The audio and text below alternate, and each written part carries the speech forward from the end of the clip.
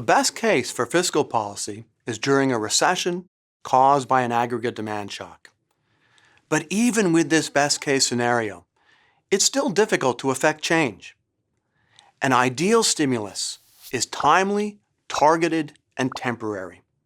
What do we mean? Well, an ideal stimulus would quickly hire unemployed workers, putting them to work on projects which were completed as the economy recovers.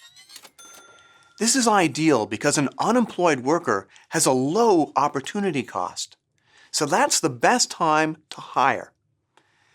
If instead the government hires a worker who would have had a job anyway, the cost to society is much greater. Let's look at each of these problems in more detail. First, timing. New government expenditures can take years to move from dream to reality. First, there's the recognition lag. It takes time to identify a problem, such as a recession. Then there's a legislative lag. Both houses of Congress and the President must approve any government expenditures. Think committee meetings, debates, drafts, complicated language, more debates, budget cycles. This lag alone can take months or even years. And once government expenditure has cleared Washington, we've only just begun. We haven't even implemented the project yet. This can involve further hurdles at the state and local level, such as selecting a firm and writing a contract to perform the work. It'd be nice if there were a lot of shovel-ready projects, but the reality is that every project requires planning, permitting, environmental review, and other delays. And then there's an effectiveness lag. It takes time for government spending to ripple through the economy. Wages, for example, they aren't paid up front on day one, but only over time. And then it takes time for the wages to be spent, and so forth. By the time that government spending is working its way through the economy, the situation may well have changed. One way to minimize lag time is to focus on automatic stabilizers. Fiscal policy that occurs automatically without legislation. For example, if the economy is doing poorly, income, capital gains, and corporate profits fall, our progressive tax code could even mean lower tax rates during tough times. And that's good, because lower taxes will result in more spending.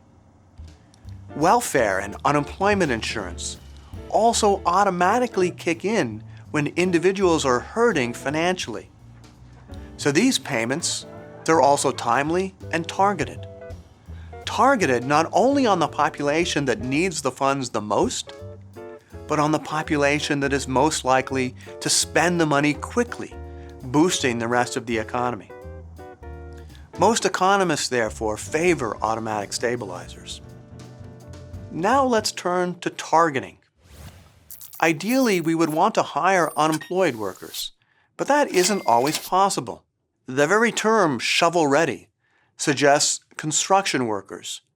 And in the last recession, lots of construction workers did lose their jobs, but so did retail workers. And the government simply doesn't have a lot of ways to hire waiters and store clerks, at least not directly. Even among construction workers, there are big differences. A roofer, for example, who had been working home construction, they might not have the right skills to easily switch over to road construction. As a result, when the government spends money on a new construction project, that may mean hiring workers away from other jobs rather than hiring unemployed workers. Now, eventually, labor demand has still increased, but the less targeted the stimulus, the less timely and effective the stimulus. Finally, magnitude. Spending money, it's actually harder than you think. In 2015, U.S. GDP was roughly $18 trillion. And federal spending, it was over $3 trillion. But there isn't that much discretion in the budget. Non-negotiables, things like Social Security, Medicare, national defense, and interest on the debt, they account for 65% of the budget. Authentic discretionary spending is less than 20%. And even that portion of the budget is not really all up for grabs. The 2009 stimulus, the U.S.'s largest stimulus since World War II, it was roughly $900 billion spread over 3 to 4 years. Even at its peak, the stimulus was only about 2% of annual GDP. Not bad, but not that large either.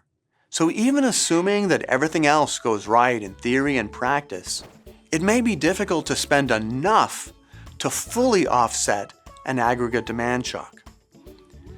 That doesn't mean it isn't worth doing. Most studies of the 2009 stimulus find that it probably did increase GDP and reduce unemployment. In a way, this was an ideal case for fiscal policy precisely because targeting and timeliness are less important when the recession is very severe and lasts a long time. Let's summarize. An ideal stimulus is timely, targeted, and temporary. But none of this is easy. In a severe recession, stimulus may be extremely valuable. But as with monetary policy, it's a lot more difficult than just shifting lines on a graph. You're on your way to mastering economics. Make sure this video sticks by taking a few practice questions. Or, if you're ready for more macroeconomics, click for the next video. Still here? Check out Marginal Revolution University's other popular videos.